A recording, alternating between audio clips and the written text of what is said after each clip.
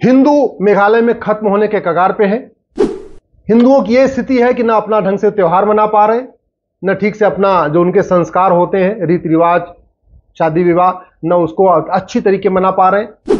अंग्रेजी बोलने वाला, कॉन्वेंट में पढ़ने वाला, करोड़ों का मालिक, वो शेड्यूल्ड ट्राइब बना हुआ है। अरे माइनॉरिटी वो होती है जो 1% हो, 2% हो, 0.5%, उसको माइनॉरिटी कहते हैं।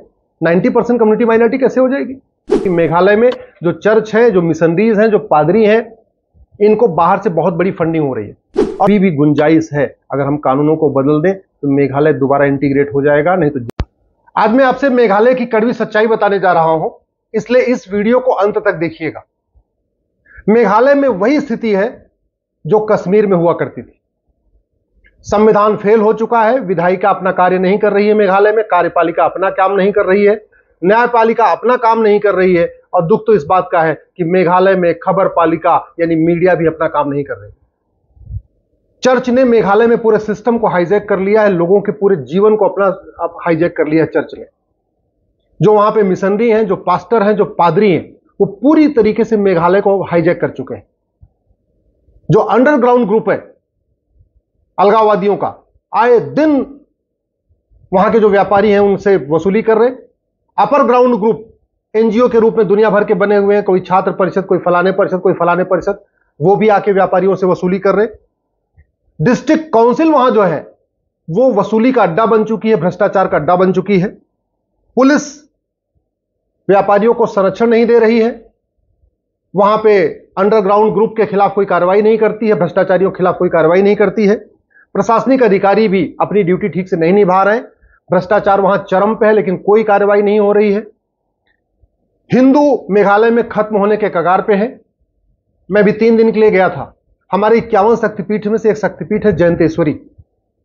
मुझे बहुत दुख हुआ जब मैं जयंतेश्वरी मंदिर गया तो वहां और कोई था ही नहीं, मंदिर का दरवाजा बंद था। आप जरा सोचिए, हमारा शक्तिपीठ है 51 शक्तिपीठ में से एक जयंतेश्वरी, जहां माता जी का जंघा गिरा था, और वहां मंदिर का दरवाजा बंद था। जब मेरा परिवार वहां पहुंचा तो हमने रिक्वेस्ट करके मंदिर का दरवाजा खुलवाया, कोई नहीं, एक इकलौता परिवार, केवल हम 4 लोग थे, बस वही उस मंदिर में थे और कोई था ही नहीं, पुजारी भी नहीं थे। एक वहां महिला बैठी थी, उससे हमने रिक्वेस्ट किया, उन्होंने दरवाजा खोला, हमने जाके वहां पूजा की। हिंदुओं की यह स्थिति है कि ना अपना ढंग से त्योहार मना पा रहे, न ठीक से अपना जो उनके संस्कार होते हैं, रीति रिवाज, शादी विवाह, न उसको अच्छी तरीके मना पा रहे, न होली दिवाली ढंग से मना पा रहे, एकदम खौफ के साए में रहते हैं। संविधान पूरी तरीके से मेघालय में फेल हो चुका है। मैं क्यों कह रहा हूं? क्योंकि 27% जो रिजर्वेशन है ओबीसी का, वो मेघालय में नहीं लागू है। आप पता कर लीजिए कि मेघालय में क्या 27% ओबीसी का रिजर्वेशन मिलता है क्या? नहीं। जो 10% ईडब्ल्यूएस का रिजर्वेशन है वो मेघालय में नहीं मिल रहा है। जो 15% शेड्यूल कास्ट का रिजर्वेशन है वो भी नहीं मिल रहा है। सारा का सारा रिजर्वेशन तथाकथित शेड्यूल ट्राइब को जा रहा है, जो वास्तव में शेड्यूल ट्राइब है ही नहीं है। मर्सिडीज से चलते हैं, बड़ी बड़ी दुकानों के मालिक हैं, उनके पास करोड़ों रुपए है, फिर भी वो शेड्यूल ट्राइब बने हुए और सारा रिजर्वेशन ले जा रहे हो। विधायिका, कार्यपालिका, न्यायपालिका और खबर पालिका, ये तीनों ही मेघालय में अपना काम नहीं कर रही है। बहुत दुख की इस बात है कि इस पे कभी सार्वजनिक चर्चा नहीं होती है। दिल्ली में बैठी जो main stream media, electronic media, बड़े बड़े चैनल जो टीआरपी में कोई टॉप 10 में आ रहे हैं, कोई टॉप 5 में आ रहे हैं, कोई नंबर 1 पे आ रहे हैं, उनसे तो मेघालय की कोई मतलब कभी उन्होंने चर्चा करना सोचा ही नहीं। इसलिए समाधान क्या है वो मैं आपको बताता हूं। सबसे पहले शेड्यूल ट्राइब को डिफाइन करने की जरूरत है। शेड्यूल ट्राइब के नाम पे दुनिया भर की स्कीम है। मेघालय में शेड्यूल ट्राइब 80% रिजर्वेशन ले जा रहा है, लेकिन शेड्यूल ट्राइब कौन होगा ये डिफाइन ही नहीं किया गया। मैं आपसे पूछता हूं, क्या मर्सिडीज से चलने वाला 10-10, 20-20 गाड़ियों का मालिक, 100-100 बीघे जमीन का मालिक, 500-500 करोड़ का मालिक शेड्यूल ट्राइब कहलाएगा क्या? अरे शेड्यूल ट्राइब तो वो थे जो अलग तरीके से, उनकी संस्कृति अलग थी, उनका पहनावा अलग था, उनकी भाषा अलग थी, उनका कल्चर अलग था, उनका सब कुछ अलग था। अंग्रेजी बोलने वाला, कॉन्वेंट में पढ़ने वाला, करोड़ों का मालिक, वो शेड्यूल ट्राइब बना हुआ है। तो सबसे पहले शेड्यूल ट्राइब को डिफाइन करने की जरूरत है। और मेरा मानना है जो आदमी कन्वर्ट हो चुका है, जिसने फॉरेन रिलीजन को अडॉप्ट कर लिया है, वो तो शेड्यूल ट्राइब हो ही नहीं सकता। शेड्यूल कास्ट, शेड्यूल ट्राइब, ये जो सिस्टम है ये केवल सनातन धर्म में ही है। यानी जो हिंदू है वही शेड्यूल ट्राइब हो सकता है, वही शेड्यूल कास्ट हो सकता है, वही ओबीसी हो सकता है, वही पिछड़ा हो सकता है। जिसने कन्वर्ट, जो आदमी अपना रिलीजन छोड़ दिया, जो फॉरेन रिलीजन में चला गया, चाहे उसने इस्लाम अपना लिया, चाहे उसने क्रिश्चियनिटी अपना लिया, वो शेड्यूल ट्राइब नहीं हो सकता। इसलिए सबसे पहले मेघालय में जो कन्वर्ट हो चुके हैं उनका शेड्यूल ट्राइब का दर्जा खत्म करने की जरूरत है। दूसरा, माइनॉरिटी को डिफाइन करने की जरूरत है। ऐसा नहीं होगा, वहां पे जो 90% कम्युनिटी है मेघालय में, वो अपने आप को माइनॉरिटी कहती है। ऐसा थोड़ी होता है। अरे माइनॉरिटी वो होती है जो 1% हो, 2% हो, 0.5%, उसको माइनॉरिटी कहते हैं। 90% कम्युनिटी माइनॉरिटी कैसे हो जाएगी? शेड्यूल ट्राइब वो कहलाएगा जो वास्तव में वहीं की संस्कृति को मानता हो, वहीं का त्योहार मनाता हो। जो आदमी क्रिश्चियन बन गया और पूरी तरीके से अपना क्रिसमस मना रहा है, फैंसी ड्रेस पहन रहा है, फॉरेन स्टाइल में रह रहा है, फॉरेन रिलीजन को अडॉप्ट कर रहा है, वो शेड्यूल ट्राइब कैसे हो गया?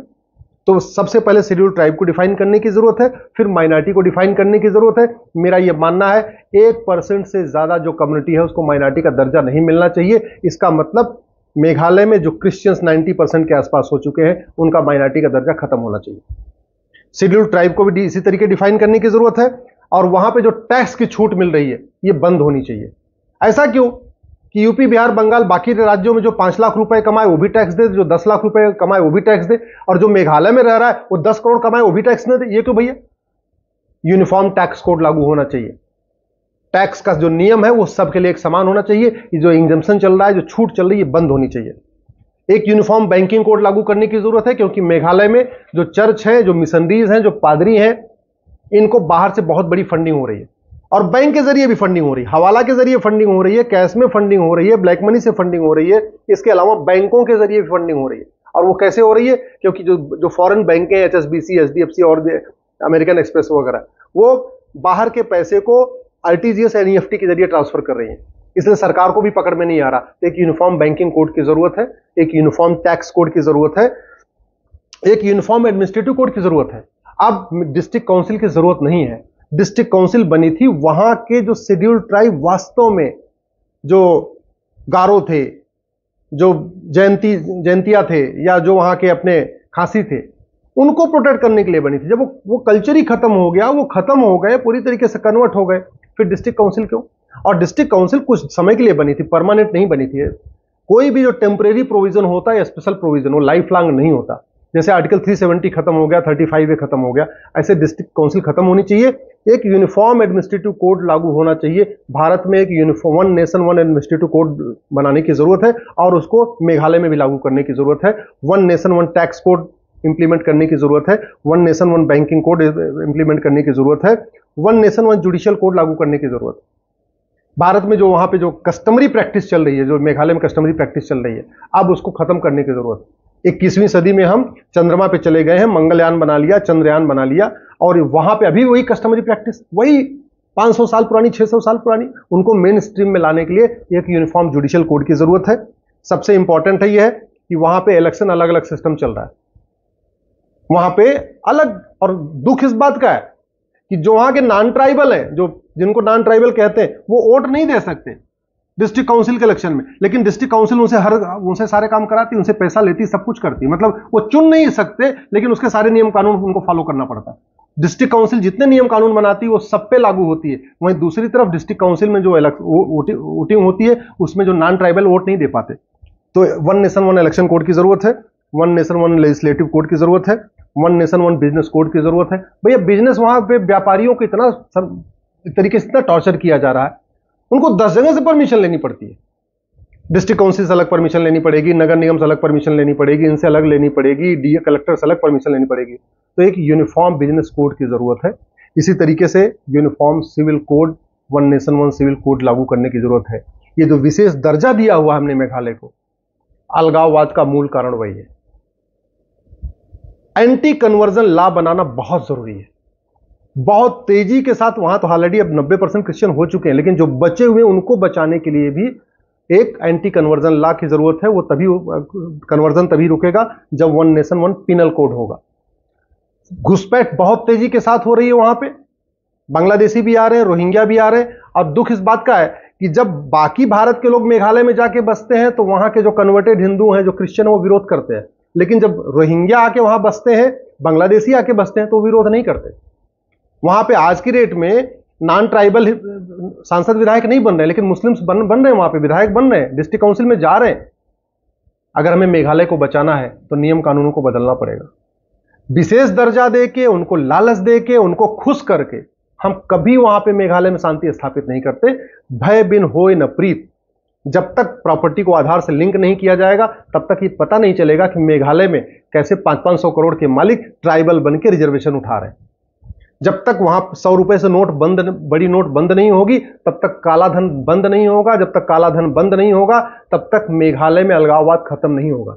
अगर हम मेघालय में अलगाववाद खत्म करना चाहते हैं, कट्टरवाद खत्म करना चाहते हैं, जो मिशनरियों का जिहाद चल रहा है वो बंद करना चाहते हैं, मेघालय में धर्मांतरण रोकना चाहते हैं, मेघालय में हम घुसपैठ रोकना चाहते हैं, मेघालय को मेन स्ट्रीम में लाना चाहते हैं, एक भारत श्रेष्ठ भारत बनाना चाहते हैं, तो तत्काल हमें uniform education code, uniform civil code, uniform police code, uniform penal code, uniform tax code, uniform business code तुरंत लागू करना चाहिए, यूनिफॉर्म इलेक्शन कोड लागू करना चाहिए, यूनिफॉर्म लेजिस्लेटिव कोड लागू करना चाहिए, यूनिफॉर्म जुडिशियल कोड लागू करना चाहिए।